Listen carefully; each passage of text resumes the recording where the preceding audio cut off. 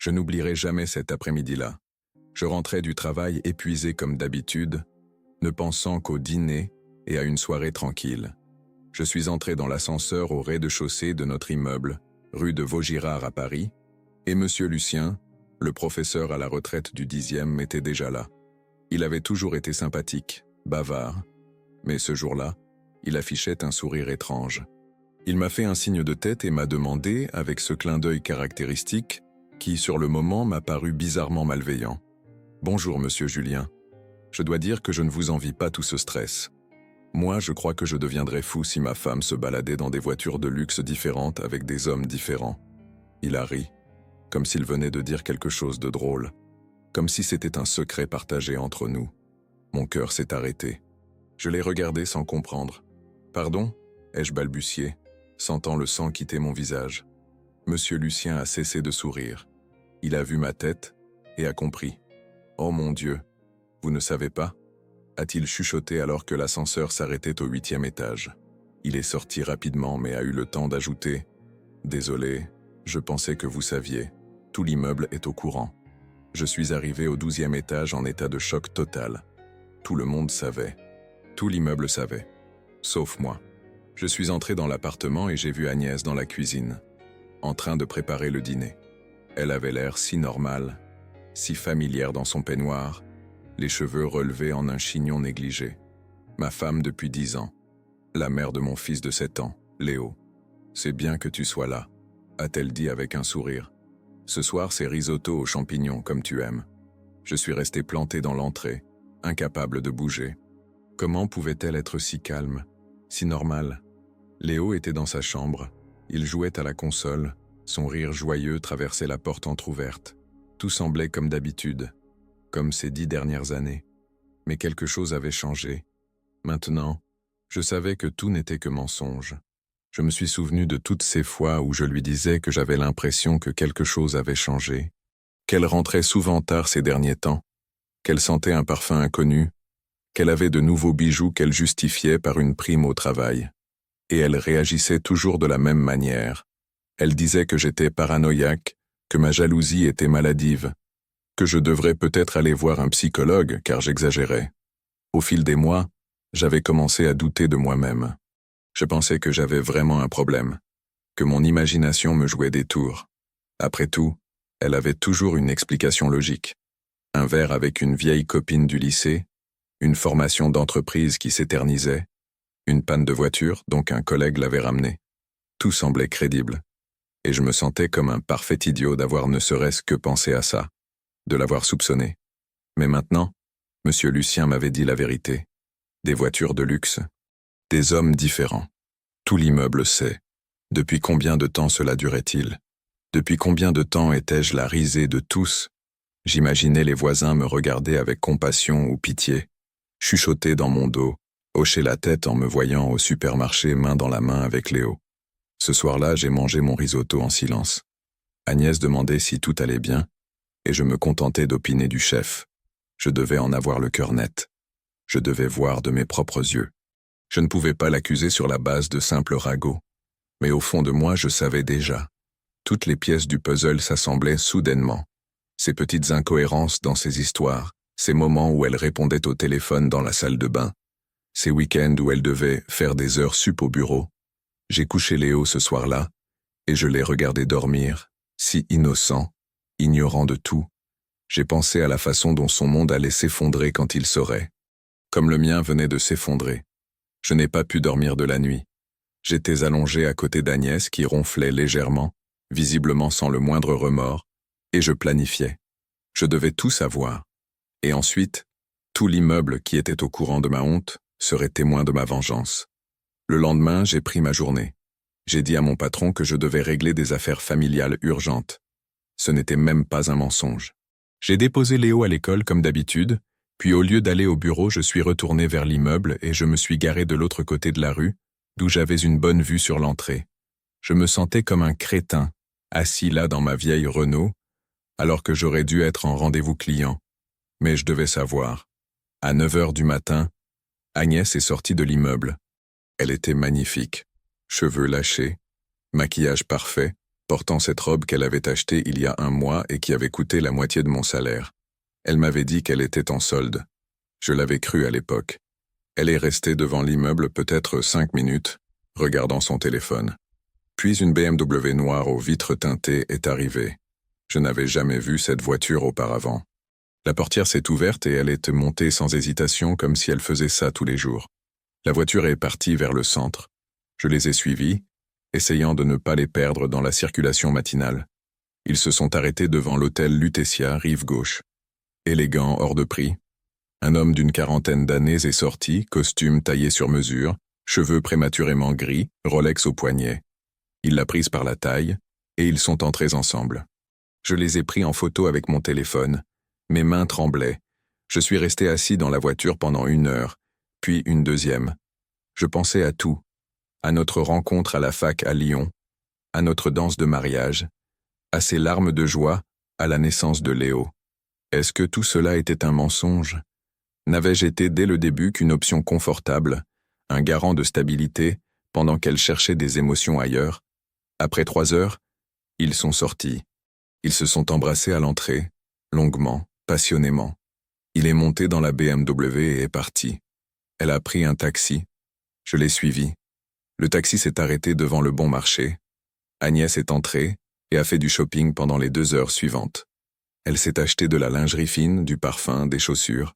Je l'ai vue payer avec la carte de crédit que je lui avais donnée pour nos 10 ans de mariage. Je suis rentré avant elle. Je me suis assis dans le salon et j'ai attendu. Quand elle est entrée avec ses sacs, elle avait l'air satisfaite, rayonnante. « Oh, tu es là ?» s'est-elle étonnée. Je me suis dit que j'allais travailler de la maison aujourd'hui. Ai-je menti? « Et toi, tu étais où ?» Elle n'a même pas scié. J'avais un rendez-vous client. Et après, je suis passé au centre commercial pour un cadeau pour Léo. Elle m'a montré un jouet sorti d'un des sacs. Tout était planifié. Chaque mensonge préparé. J'ai souri et hoché la tête. C'est gentil de ta part. La semaine suivante, je l'ai suivi discrètement. Le mardi, c'était une Audi, un autre type, plus jeune, la trentaine peut-être, des tatouages sur les bras, un t-shirt moulant montrant des muscles saillants. Hôtel Sofitel. Le jeudi, une Mercedes, un homme plus âgé, élégant, sûrement un gros poisson du business. Cette fois, ils sont allés dans un appartement dans le Marais, ce quartier branché. 3 hommes différents en 1 semaine. Peut-être qu'il y en avait plus. Peut-être que ça durait depuis plus longtemps que je ne le pensais. J'ai commencé à me demander si Léo était vraiment mon fils, mais j'ai vite chassé cette pensée. Il a mes yeux, mon nez, ma façon de rire. Au moins ça, elle ne me l'a pas pris. Un soir, après avoir couché Léo, elle est venue me voir dans le salon. Elle s'est assise sur le canapé et a posé sa tête sur mon épaule. « Tu sais à quel point je t'aime ?» a-t-elle dit doucement. « Tu es le meilleur mari du monde. Toutes les femmes rêvent de quelqu'un comme toi. » J'avais envie de hurler. J'avais envie de la repousser, de lui montrer toutes les photos que j'avais prises cette semaine. Mais je me suis retenu. Je lui ai caressé les cheveux et j'ai répondu « Je sais, chérie, moi aussi je t'aime. » Et vous savez quoi? À ce moment précis, j'ai ressenti quelque chose d'inattendu. Du calme. Un calme froid et dur.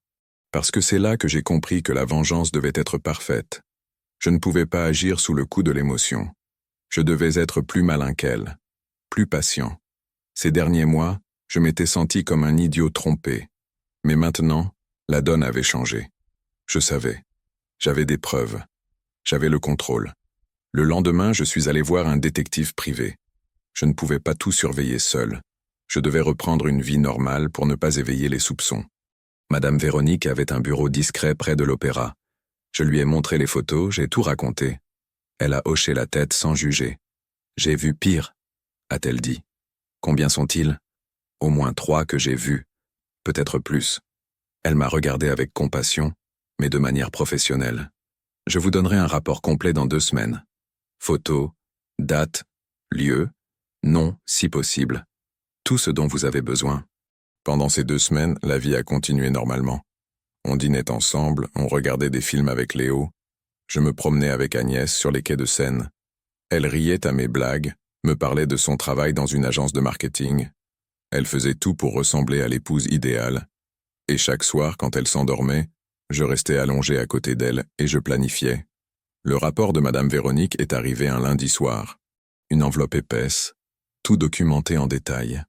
Je l'ai ouverte dans ma voiture, garée dans une ruelle calme à quelques rues de la maison. À l'intérieur, des photos haute définition, un dossier complet sur les lieux, date, heure, et 3 noms. Benoît Normand, 42 ans, propriétaire d'un réseau de cliniques dentaires privées. Marié, 2 enfants. Kevin Garnier, 28 ans, coach sportif, célèbre sur Instagram, 10 000 abonnés. Célibataire. Adrien Lecomte, 50 ans, avocat d'affaires, marié depuis 25 ans, 3 enfants adultes. Pour chaque nom, il y avait des détails précis. Adresse personnelle, bureau, et même les profils sur les réseaux sociaux. Madame Véronique était méticuleuse. Dans le rapport, il y avait aussi une information qui m'a obligé à m'arrêter sur le bas-côté, car j'ai failli faire un malaise. Cela durait depuis près de 3 ans. 3 ans. Léo avait 4 ans à l'époque. Je me suis rappelé cette période. C'était juste après la promotion d'Agnès. Elle était si heureuse, pleine d'énergie. Elle disait qu'elle se sentait enfin appréciée, que son talent était reconnu. J'étais fier d'elle.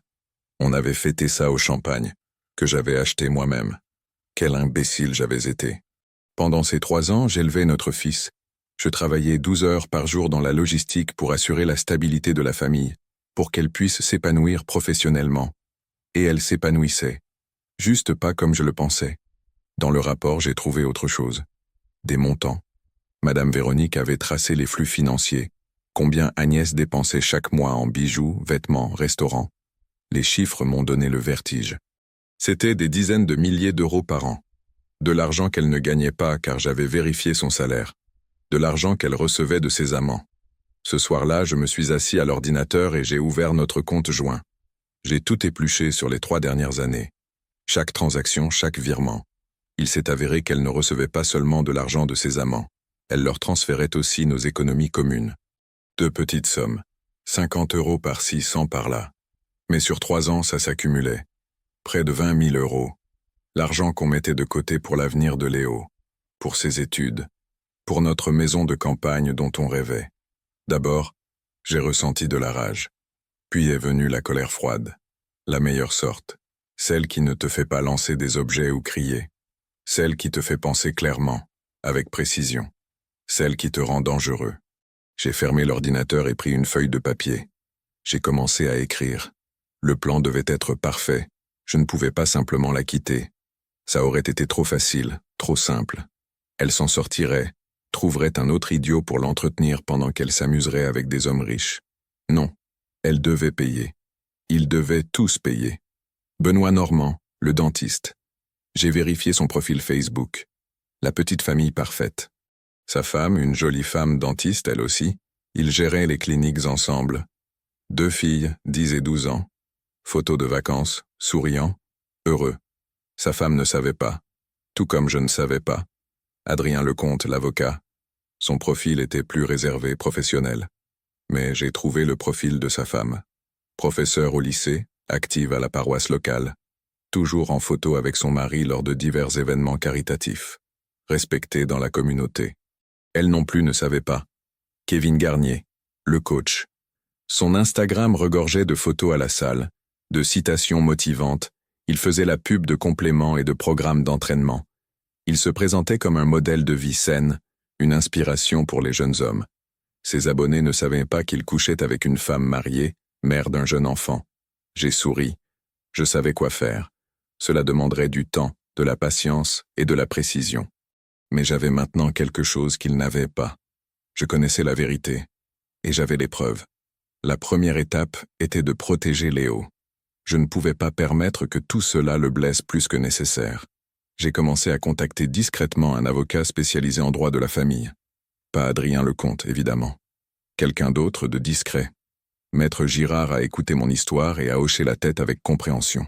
« Vous avez une position forte », a-t-elle dit. « Avec de telles preuves, aucun tribunal ne lui accordera la garde. Surtout si nous prouvons qu'elle a exposé la famille à des pertes financières. Elle m'a donné une liste de choses à sécuriser. Documents, témoignages, tout ce qui pourrait servir. Le 2e jour, j'ai commencé à rassembler des preuves supplémentaires. J'ai installé des caméras dans l'appartement, petites, discrètes, cachées dans les prises et les détecteurs de fumée. Je voulais tout savoir.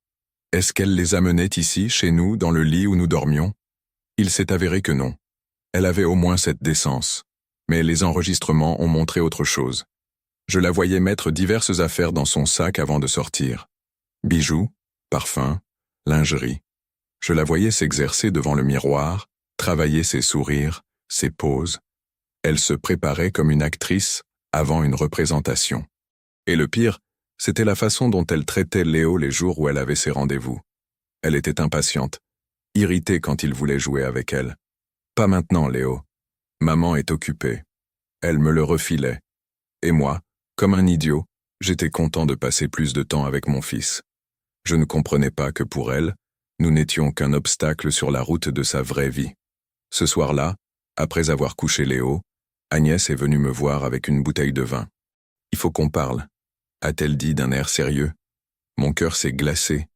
Est-ce qu'elle sait? Est-ce qu'elle s'en est rendue compte? Mais non. Elle voulait parler de nos finances. Elle disait qu'on devrait économiser davantage, que Léo aurait besoin d'argent pour l'avenir, qu'on devrait être plus responsable. J'étais assis là, écoutant son sermon sur la responsabilité financière, alors que dans ma tête tournèrent les chiffres du rapport du détective. 20 000 €. Nos économies qu'elle avait transférées à ses amants. Et maintenant elle est là à me parler de responsabilité. Tu as raison, ai-je dit calmement. Nous devons être plus responsables. Dès demain, je commence un nouveau plan d'épargne. Elle a souri, satisfaite. Elle m'a embrassé sur la joue. Je savais que tu comprendrais. C'est pour ça que je t'aime.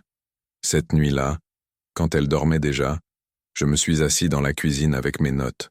Le plan commençait à prendre sa forme définitive. Ça devait être plus qu'une simple vengeance. Ça devait être la justice. Pas seulement pour moi, mais pour tous ceux qu'elle avait blessés. Pour la femme de Benoît, pour la femme d'Adrien, pour les abonnés de Kevin qui croyaient en sa fausse image. Pendant tout ce temps, je gardais une chose à l'esprit. Pas de violence. Cela devait être propre, chirurgical, irrévocable. J'allais tous les détruire sans lever la main. Détruire leur réputation, leur mariage, leur carrière, pour qu'ils s'en souviennent jusqu'à la fin de leur jour, pour que chaque matin, ils se réveillent en sachant que c'est de leur propre faute. Et tout devait commencer par un événement qu'Agnès planifiait depuis des semaines. Le gala d'entreprise au Ritz Place Vendôme, auquel étaient invités tous les clients importants et partenaires commerciaux de sa boîte. Tout l'immeuble devait apprendre ma vengeance. Mais ce n'était qu'une partie du plan. Le vrai spectacle ne faisait que commencer. D'ailleurs, si cette histoire vous captive, abonnez-vous à la chaîne et laissez un pouce bleu. Je suis aussi curieux de lire vos avis dans les commentaires.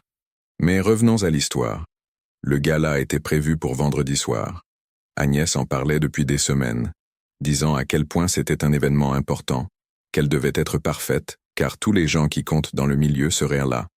Elle a acheté une nouvelle robe, chère, élégante. Bien sûr, j'ai payé avec la carte de crédit, souriant et lui disant qu'elle était magnifique dedans. Une semaine avant le gala, j'ai commencé à exécuter le premier élément du plan. J'ai contacté la femme de Benoît Normand via un faux profil Facebook. Je me suis présenté comme une personne ayant des informations concernant son mari, des informations susceptibles de l'intéresser. J'étais discret, non menaçant. J'ai proposé une rencontre en terrain neutre dans un café rue de Rivoli. Madame Camille Normand est arrivée à l'heure. C'était une femme élégante, bien habillée, mais je voyais la fatigue dans ses yeux. Peut-être sentait-elle inconsciemment que quelque chose n'allait pas. Je me suis assis en face d'elle et sans cérémonie inutile, je lui ai montré les photos. Son mari avec Agnès, les dates, les lieux, les hôtels. Tout. Elle a regardé les clichés en silence. Elle ne pleurait pas. Ses mains tremblaient légèrement en passant les photos, mais son visage restait presque sans émotion.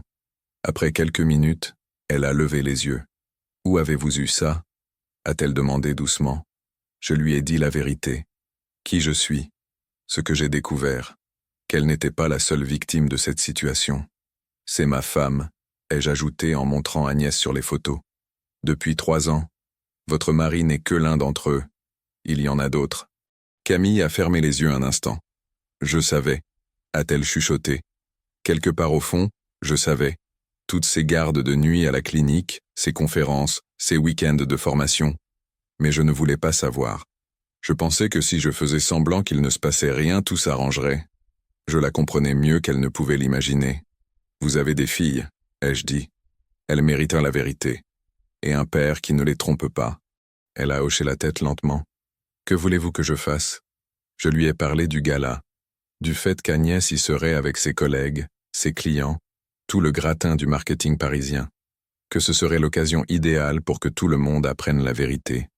Camille écoutait attentivement, puis pour la première fois de l'après-midi, elle a souri. C'était un sourire froid, déterminé. Je vais vous aider. L'étape suivante était Adrien Lecomte. Sa femme, Sophie, était une cible plus difficile. C'était une enseignante connue dans son quartier, respectée, engagée dans le caritatif. Je ne pouvais pas simplement lui écrire sur Facebook. J'avais besoin d'une approche plus directe. J'ai appris qu'elle donnait des cours de soutien tous les mercredis dans un lycée du 15e. J'ai attendu sur le parking qu'elle termine. Quand elle sortait, je l'ai abordée. « Madame Sophie Lecomte, je m'appelle Julien Mercier. Je dois vous parler de votre mari. » J'ai vu son visage se fermer. « De quoi s'agit-il » a-t-elle demandé sèchement, sur la défensive. Je lui ai montré une photo. Son mari entrant avec Agnès dans l'appartement du Marais. « Ce n'est pas la seule photo que j'ai, » ai-je dit calmement. « Et je ne suis pas là pour vous faire chanter. Je suis là parce que c'est ma femme sur cette photo. Et je pense que nous méritons tous les deux mieux que ça. » Sophie a regardé la photo longuement. Finalement, elle m'a regardé. « Depuis combien de temps » a-t-elle demandé, la voix brisée à la fin de la phrase. « Au moins 2 ans. Peut-être plus. » Elle a mis sa main devant sa bouche. Mon Dieu, tous ces gens à l'église, toutes ces réceptions, ces dîners de charité. Et moi je restais à côté de lui comme une idiote, croyant à chacun de ses mensonges. Nous nous sommes assis dans sa voiture et avons parlé pendant 1 heure. Je lui ai raconté pour Benoît, pour Kevin, tout le réseau de mensonges. Je lui ai montré le rapport financier, comment Agnès soutirait de l'argent de notre compte joint. Sophie pleurait, mais c'était des larmes de colère, pas d'impuissance. « Que dois-je faire » a-t-elle fini par demander.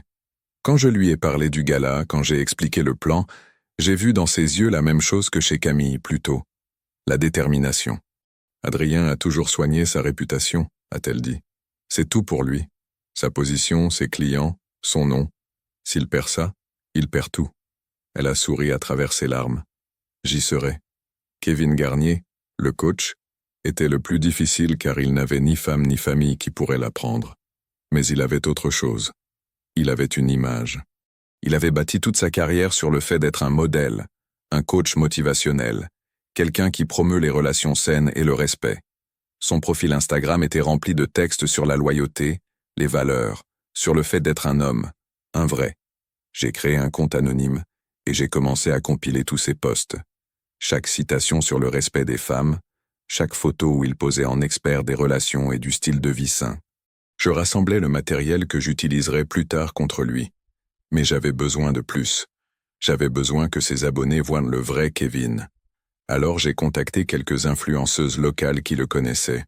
Je me suis présenté comme un journaliste préparant un article sur le fitness à Paris. Au cours des discussions, je posais subtilement des questions sur Kevin. Il s'est avéré qu'il avait une réputation. Les femmes chuchotaient qu'il était insistant, qu'il utilisait sa position pour séduire des clientes. J'ai enregistré ces conversations. Le jeudi avant le gala, tout était prêt.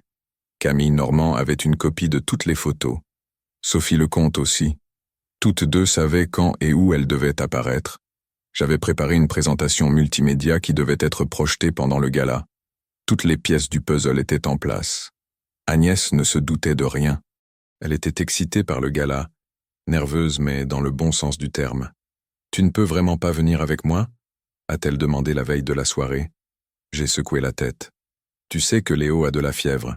Quelqu'un doit rester avec lui. De toute façon, c'est ton événement pro. Tu t'en sortiras très bien sans moi. » Elle m'a embrassé pour me dire au revoir, vérifiant une dernière fois son maquillage dans le miroir. Elle était sublime, aussi belle que lors de notre rencontre. Dommage que cette beauté cache un intérieur si laid. « Je t'aime », a-t-elle dit en sortant. « Moi aussi », ai-je répondu. Et ce n'était pas un mensonge. Je l'aimais. J'aimais la femme que je pensais qu'elle était. Mais cette femme n'avait jamais existé. Dès qu'elle est sortie, j'ai appelé Camille. « Tout est prêt ?» ai-je demandé. « Oui. Sophie est en route aussi. On se voit là-bas. » J'ai raccroché et j'ai regardé Léo dormir dans son lit. Il n'avait pas de fièvre. C'était un mensonge. Mais il n'avait pas besoin de savoir. Pas ce soir. Ce soir, son monde était encore en sécurité. Demain, tout changerait. Pour nous tous. Je suis arrivé au Ritz à 21h. Le gala battait son plein, la musique venait de la salle de bal. Des gens en tenues élégantes circulaient avec des coupes de champagne. Je ne suis pas entré par l'entrée principale. J'avais rendez-vous avec le responsable technique de l'hôtel, Thomas, que j'avais rencontré quelques jours plus tôt. Contre une somme appropriée, il avait accepté de m'aider avec la présentation. « Le système est prêt », a-t-il dit en me conduisant par un couloir de service vers la régie technique. « J'ai connecté votre ordinateur au projecteur principal. Quand vous donnerez le signal, tout s'affichera automatiquement sur l'écran géant de la salle. Personne ne pourra l'arrêter pendant au moins 5 minutes. Le système sera verrouillé. » Parfait. J'ai regardé ma montre. 21h15. Dans 15 minutes, le directeur marketing de la boîte d'Agnès devait faire son discours de fin d'année. C'était le moment idéal. Tout le monde regarderait l'écran. « Merci », ai-je dit à Thomas en lui tendant l'enveloppe avec le reste de l'argent. Il a hoché la tête et est sorti, me laissant seul. J'ai ouvert l'ordinateur et j'ai passé en revue la présentation une dernière fois. Les photos classées chronologiquement, avec dates et lieux. Benoît avec Agnès à l'hôtel Lutetia, Adrien avec elle dans l'appartement, Kevin dans sa voiture, l'embrassant devant sa salle de sport, les relevés bancaires montrant les transferts d'argent. Tout documenté, impossible à contester. Mon téléphone a sonné. « Camille, je suis sur place.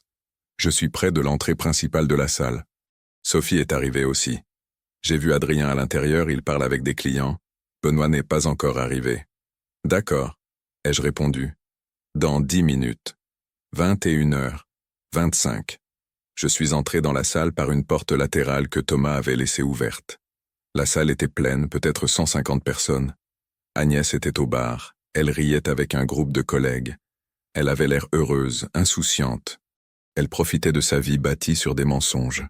J'ai aperçu Adrien à l'autre bout de la salle. Il discutait effectivement avec un groupe d'hommes en costume, probablement des clients du cabinet. Camille et Sophie attendaient, près de l'entrée, discrètes mais prêtes. Kevin Garnier était là aussi, je l'ai remarqué près de la fenêtre, en train de faire un selfie, sûrement pour Instagram. Toute sa perfection artificielle était là, réunie en un seul lieu. Le directeur marketing, un grand homme dans la cinquantaine, est monté sur la petite scène et a demandé l'attention. La foule s'est tue, tout le monde s'est tourné vers l'écran. Mesdames et messieurs, je voudrais résumer cette année extraordinaire pour notre entreprise. Nous avons atteint des résultats records, acquis de nouveaux clients. J'ai sorti mon téléphone et envoyé un SMS à Thomas. Un seul mot, maintenant. Pendant un instant, rien ne s'est passé. Le directeur continuait son discours. Et puis l'écran a scintillé.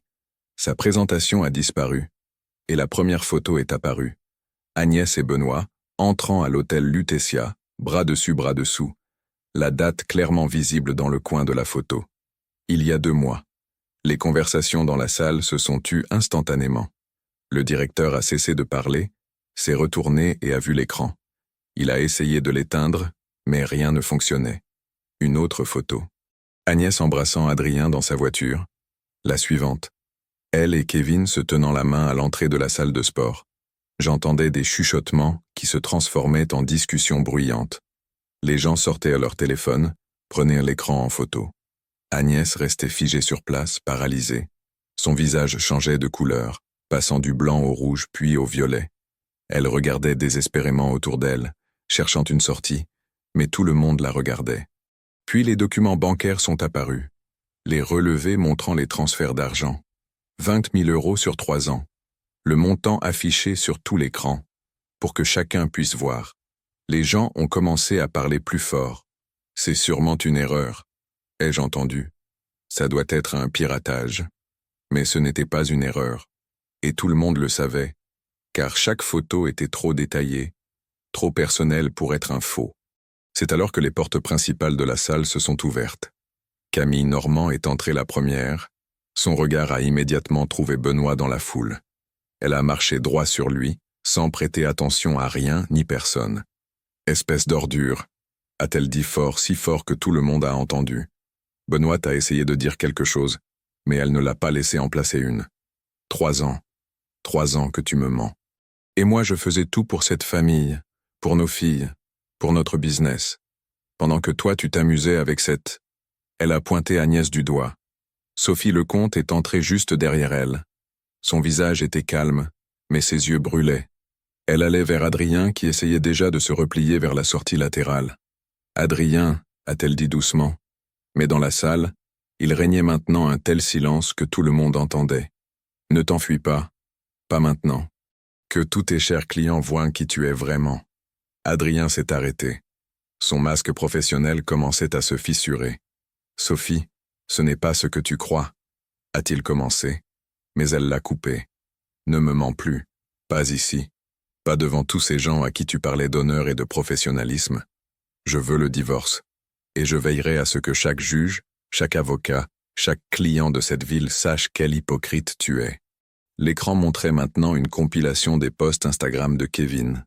Toutes ces citations motivantes sur le respect, la loyauté, le fait d'être un vrai homme. Et à côté, des photos de lui avec Agnès. Le contraste était brutal, impossible à ignorer. Kevin se tenait près de la fenêtre, livide. Les gens autour de lui commençaient à s'écarter, à le regarder avec dégoût. Quelqu'un a crié « T'es qu'un menteur ». Un autre « Combien de femmes t'as arnaqué comme ça ?» Son image parfaite volait en éclats, ici sous les yeux de tous. Agnès a fini par bouger. Elle a essayé de sortir, mais un groupe de gens avec des téléphones lui a bloqué le passage. « C'est vrai ?» a demandé une femme, visiblement une collègue. « Comment as-tu pu ? Tu es marié. Tu as un enfant. » Agnès essayait de se frayer un chemin à travers la foule, mais tout le monde voulait des réponses. Tout le monde voulait savoir. Et alors la dernière photo est apparue sur l'écran. Ce n'était pas une photo d'Agnès avec un amant. C'était une photo de moi avec Léo. De l'été dernier à la mer, à Deauville. On riait, heureux, inconscient. Sous la photo est apparu le texte que j'avais écrit moi-même, Julien Mercier, mari et père, qui méritait la vérité. Voici ma vengeance. Que tout le monde sache. La salle a explosé. Les gens ont compris que c'était moi qui étais derrière tout ça. J'ai commencé à me retirer vers la sortie latérale, mais c'est là qu'Agnès m'a vu. Nos regards se sont croisés à travers la foule. Dans ses yeux, il y avait un choc pur, de l'incrédulité puis de la rage. « Toi » a-t-elle crié. « C'est toi qui as fait ça. » Je lui ai souri. Un sourire froid, contrôlé. « Oui, chérie, c'est moi. Tout comme tu as construit ton petit empire de mensonges pendant 3 ans, j'ai construit ma vengeance ce dernier mois. La différence, c'est que ma vengeance est juste. » Je me suis retourné et je suis sorti, la laissant dans le chaos qu'elle avait elle-même créé. Thomas attendait à la sortie arrière. « Tout s'est passé comme prévu », a-t-il dit. « L'enregistrement circulera sur Internet d'ici demain matin. Quelqu'un l'a déjà diffusé en direct sur Facebook. » J'ai hoché la tête. « Parfait. Ça devait être public. Ça devait être inoubliable. » Je suis rentré à la maison et j'ai vérifié Léo. Il dormait toujours paisiblement. Je me suis allongé sur le canapé, je ne pouvais pas dormir dans notre lit, pas maintenant. Et pour la première fois depuis des mois, j'ai ressenti la paix. Ce n'était pas encore fini. Mais le premier pas était fait. La vérité était révélée. Et tous ceux qui m'avaient blessé avaient payé le prix. Je me suis réveillé à 6 heures du matin au son de la sonnette. Léo dormait encore, alors je suis allé ouvrir doucement. C'était Agnès, mais pas l'Agnès que je connaissais. Elle ressemblait à une épave. Maquillage coulé, robe froissée, cheveux en bataille. Dans ses yeux, il y avait une sauvagerie que je n'avais jamais vue auparavant.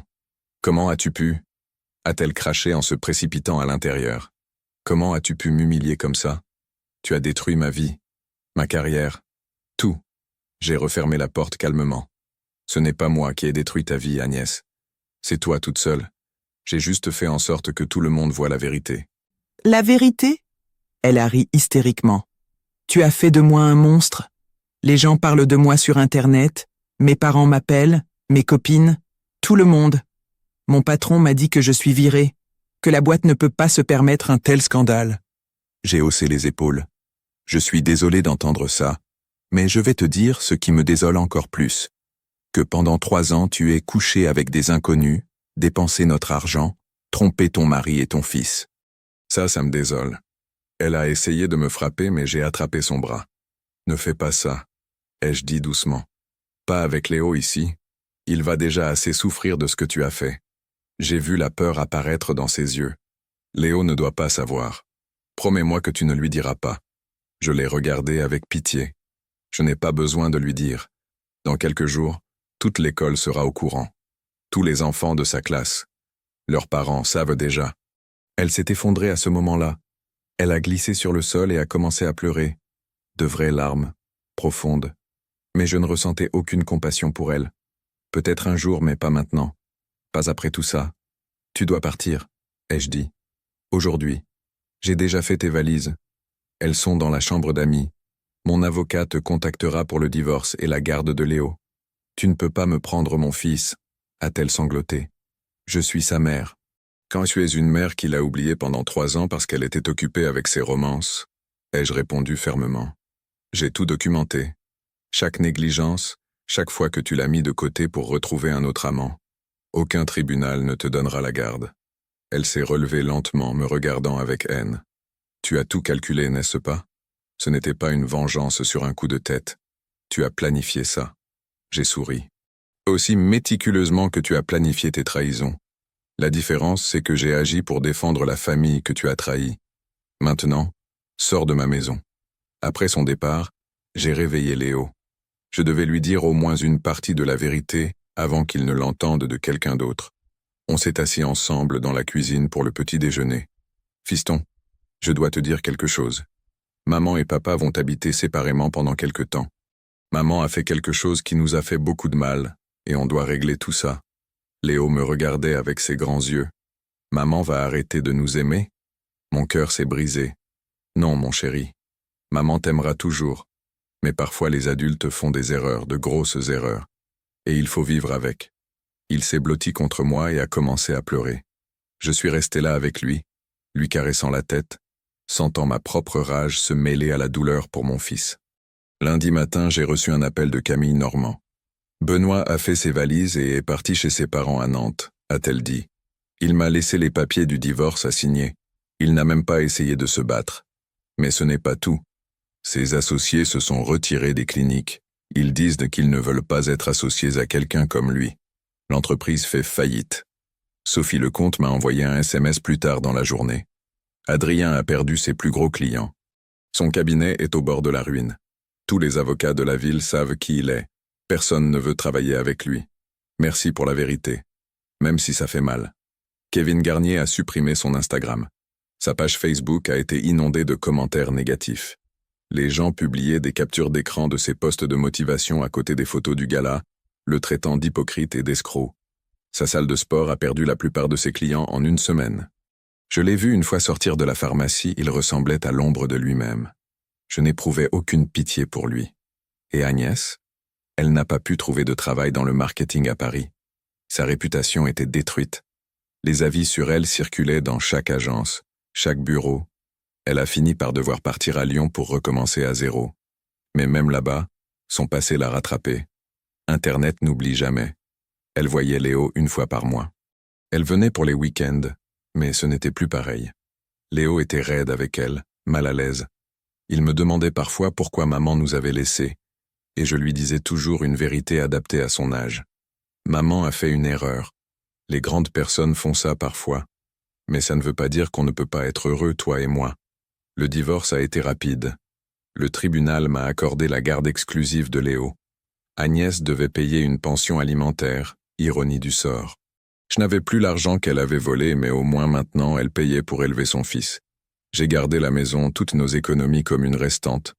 Je reconstruisais notre vie, morceau par morceau. Les voisins me traitaient différemment maintenant. Monsieur Lucien, qui m'avait dit la vérité le premier, s'est excusé un jour dans l'ascenseur. J'aurais dû vous le dire plus tôt, a-t-il dit. Pas maintenant, alors que nous savions tous déjà. J'ai hoché la tête. Je suis content que vous ayez fini par me le dire. Grâce à vous, j'ai ouvert les yeux. La plupart des voisins me soutenaient. Les femmes de l'immeuble m'apportaient des plats. proposait de l'aide avec Léo. Les hommes s'arrêtaient parfois dans le couloir, me tapaient sur l'épaule. « Vous avez bien fait », disait-il. « Elle l'a mérité. » Je me sentais comme un héros à leurs yeux, même si je ne me sentais pas ainsi. Je me sentais juste comme un homme qui avait fait ce qu'il devait faire. 6 mois ont passé depuis le gala. Léo a commencé à sourire plus souvent. J'ai recommencé à voir de vieux amis que j'avais négligés pendant mes années de mariage. La vie revenait doucement à la normale.